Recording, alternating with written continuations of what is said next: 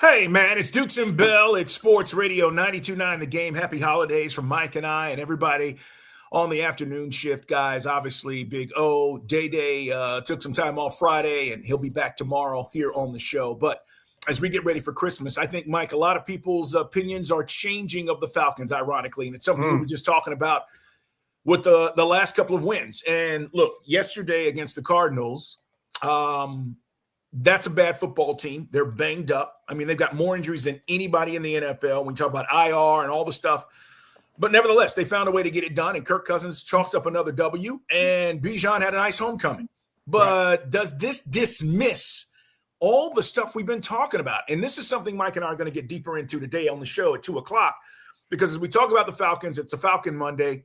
We got a lot of other stuff, holiday stuff, weekend stuff that we'll get to. But, Mike, it feels like a lot of people are just dismissing what we focused on for so long this season as to why our record is our record, right? Even though we've won a few games, and Kirk Cousins has went on the road 3 times now and won. Yeah, I mean, I get it. Look, first off, we say this all the time. I mean, not that it bears repeating, but I'll repeat it. They're all good guys. There's not a bad guy. Not like somebody's, a jerk on that team. They're all good dudes. But you lost 5 in a row. You lost 7 of 10. Coaching decisions, lack of execution, special teams, which again cropped up yesterday with a blocked extra point. So the same things continue. So if you got selective amnesia or you're just prisoner of the moment, this team made too many crucial mistakes, and they're coached by guys who helped to create these mistakes. The buck stops with the coaching staff. So if you somehow feel, to Carl's point, beating a depleted, bad Arizona team is, oh boy, we got a handle on it now. No dice, man. This division is so winnable. And the fact, Carl, which compounds it, is watching Carolina up the road with the second-year head coach making moves in the most winnable this division has been in the 8 years we haven't made the playoffs. No doubt. That's probably the most frustrating part for Mike and I is the whole Carolina thing, right? And you're seeing this unfold. We knew the Saints were going to be bad, but they beat the Jets yesterday. Nevertheless, Carolina's handling their business, and we haven't. Big O, what do you think, man? You think are you forgiving, by the way? Are you going to forgive after these last few weeks, or where are you at on this? No, I don't have my beer goggles on. I'm not sitting here drunk with the last couple of weeks like everybody else is, I guess. I remember sobering how bad it was the first 2/3 of this season. So what's going on right now is not going to Disneyfy or beautify anything at this point that's happened in the season. It's just if anything, maybe it infuriates me a little bit more because I wonder why wasn't it like this to start the season? Why does it look so easy now? Why does everything look just so effortless right now? Why does it look like this offense has hit a stride that it wasn't able to hit to start the season? Like, if anything for me, I don't see it as we got things figured out. I see it as what the hell? Why wasn't this the way it was earlier? Like, why wasn't this then? Why does it have to be now? And you start to kind of wonder, too, if it's that guys right now, I mean, there's no playoff set. There's no playoff berth they're playing for right now. So you don't question the motives or the energies of these guys right now. But, hell, you can't ask, why is it that when there's nothing on the line to play for, all of a sudden now everything starts to kind of click in place when it's another kind of desperation right now where folks aren't playing for the playoffs, they're playing for jobs. Right. So if Raheem comes back next year, if Zach Robinson, God forbid, is back next year, if all these guys are back next year, is that same sense of urgency present to start the season next year, or do we glide through the first 13 weeks next year like we did this year? And I don't want to have that happen or ask that question again. No, I'm with Aaron and Carl. Look, guys, we get it. It's going to be a major, major risk to sit there and rip the Band-Aid off, Carl. Go through for the second time in the last 5 years, a new coaching search. We haven't even talked about the general manager. I think Terry's been 50-50. I think this quarterback debacle shows that maybe it's time to move on there. And Arthur Blank is probably reluctant to have to go down this road. But when you see what Ben Johnson's doing in Chicago, what Canales is doing in Charlotte, what Liam Cohen is doing in Jacksonville, and here we are spinning our wheels, I'd move on. Here's what's interesting, and I think we're going to find out a lot. This is going to sound weird because it's the end of the season, and you probably have your position on this wherever you are on the Falcons. It's Dukes and Bell, guys. We're live today, 2 o'clock. We are working Monday, Tuesday, Wednesday, Thursday's Christmas, and then Mike and I are back on the 26th. And then next week, obviously, Georgia plays on the 1st. We are working on the 2nd. So just know that we are talking about all the things that matter as we get ready to see what's going to happen in this college football playoff. The Monday night game is big. Here's why. You get blown out against the Rams team that's playing for home field advantage throughout the playoff. They're coming in playing right now, yeah. They're playing for something. If you get blown out, I think we find out a lot about this coach and this coaching staff. Do they compete? Do they get their asses whipped? Or do they just, show up? And the Rams are coming in here Monday night, and I'm saying this, and it may not change your opinion, but what it does is I think it signifies, Mike, what we've thought all along in these big games where you've got a chance to show out Monday night. Spoil the Rams' hopes a little bit in having home field advantage. They're going to the playoffs, but be a spoiler and show up. Or do you lay an egg in another big-time opportunity? And so Monday night to me is one of those indicators where you go, he is what I thought he was, or maybe they've taken a step. We're going to talk about that all week because, again, we don't play on Sunday. We play Monday night. We're going to be down at the Signia Hotel, 2 to 4, leading you into that game and all the pregame stuff. We're going to dive in more today, and we'll give you more stuff on this as far as the Falcons win. Fellas, last night, Hawks. I looked at the score, and I had to tweet it out because I was like, this can't be right.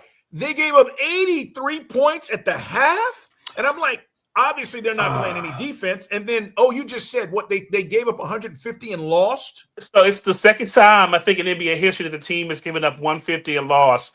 The first time being the Hawks 2 years ago versus the Pacers. So the Hawks have the distinction of being the one team in NBA history to score that many points in a ball game and not win. Like it was like I texted y'all. I was like, hey y'all, there's 2 minutes to go in the third quarter, and the Hawks have 113 points. It's nuts. What? I mean, and the Bulls, this is a mediocre Bulls team that just scored, I think, 33 points over their season average.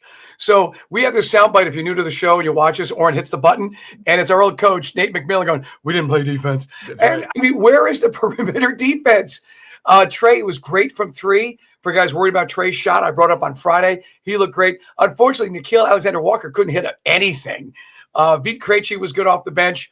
But we were just so inconsistent. Jalen Johnson and Trey did their job, but there's no D, man. Carl knows it starts and it's all about the D. So look, we got a couple of months now to get ready for like the big run. Because let's be honest, it gears up after the All-Star break. I want to see what Quinn Snyder does to maximize this D, man. You can't play like this, Carl. No. I mean, we can have fun with it. I know it's still December, but come on.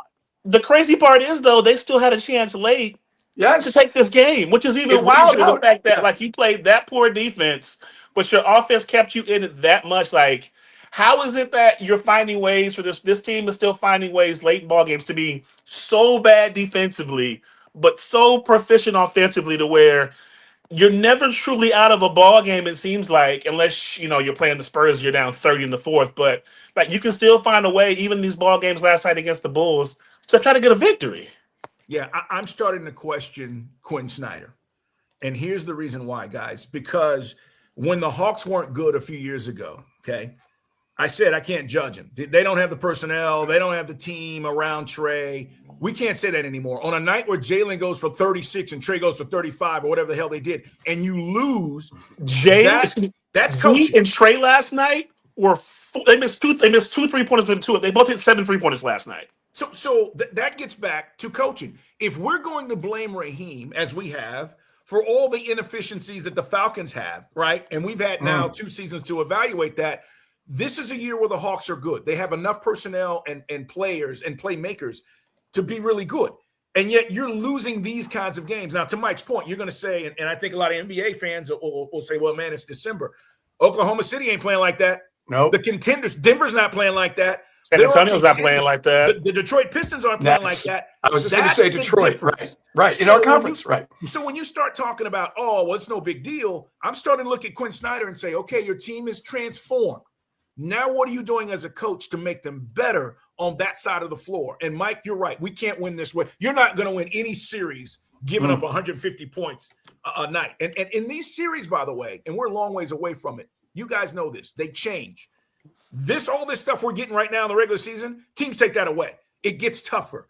And if you're not able to make their jobs tougher and make baskets, all of a sudden you're giving up 130 in the playoffs, you're going to get run. You're going to get swept out of the playoffs. And look, I don't know. We've seen Quinn Snyder, to Carl's point, makes a great point. We've never seen this kind of talent. We've got enough talent to be the 3 or 4 seed I believe in these. We got to add a big guy. We got to get rid of. We got to with all due respect to what Steve Coonan told us Friday. Porzingis is what he is. He's an expiring contract. He's giving me nothing. So we'll get him off the books, and maybe we get some more athleticism, some size in the front court, perhaps at the trade deadline.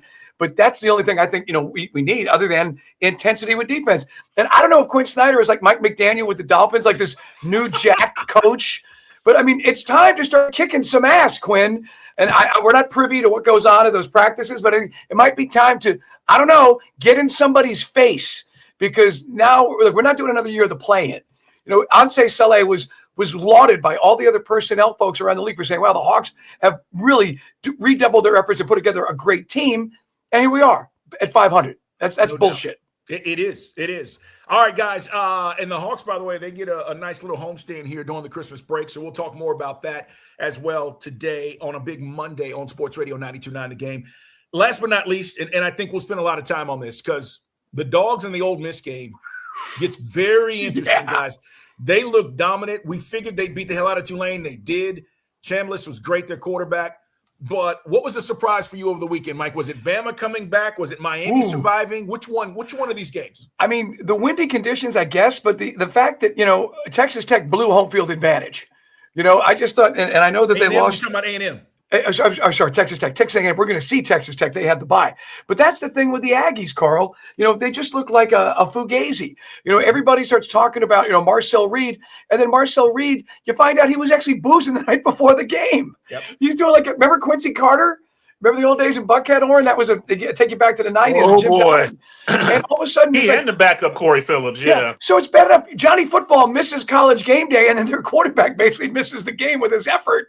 I thought that, they basically took the ball out of Carson Beck's hands, but Miami survived and advanced and shut up some of the critics. One thing for certain, and we'll get into it, so they don't get sued for antitrust violations, we have to give the little kids a seat at the table. And other than James Madison covering when Oregon fell asleep, it was a complete waste of our time. I'd have rather seen Vandy go out there to Oregon and see Notre Dame play at Ole Miss. But I think, Carl, this is probably going to be the last time of the little kids at the Thanksgiving table sitting with the adults. Yeah, a lot of people were saying, would Texas have given them a better game? Yes. Would Notre Dame have given them a better game? Yes. Vandy, I agree with all of that. And I told you, I had no interest in all watching the James Madison game. Guys, it felt like, and I didn't watch it live, when I just saw the highlights, it felt like every play for Oregon was 50 yards or better. Like every play was an explosive play. For me, the Bama comeback, 17 points down.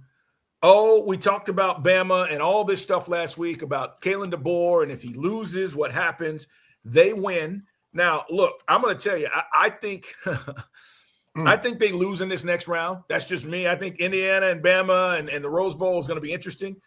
But to come from behind the way they did was huge. And I thought they showed a lot of grit. And then Miami, that was a defensive, old school, again, you said it, Marcel Reed didn't play well, but man, defenses were getting off the field. Third downs were tough to convert. You win 10-3 on the road. Miami showed a little toughness. And I kept saying, when is Carson Beck going to blow this game? And he didn't. But I kept thinking he was going to, Mike. And then Ole Miss overwhelms Tulane. So we have the matchups. Kirby, as a matter of fact, speaking today, we're going to have some of that sound for you on the show because he'll be addressing this upcoming game, even though it's, a week and a half away or whatever, because they don't play until the 1st of January. But you've got some more time now to focus in on your opponent. And I told you guys this, Ole Miss, their entire offensive coaching staff is still there. This is why I think they're going to be dangerous. And remember, I'll mention this for Dog fans who forgot. They led by 9 points going into the fourth quarter in Athens. They scored, the first 5-6 possessions in a row in that ball game. Georgia could not get them off the field to save their lives. So then I'm not going to look at this Tulane game, Mike, and say that's Ole Miss, how they're going to beat Georgia.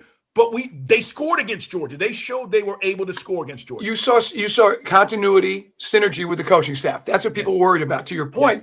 And as Oren brought up, you're right. Georgia, that was sort of the rebirth of Glenn Schumann's dog defense. From that fourth quarter on, they've been a much better defense. But yeah, I think Ole Miss has certainly got the horses. They got the athletes at the skill position. They got a quarterback that has just dazzled since making the step up to this level. So we'll see. But I mean, the only thing that sucks is it's New Orleans.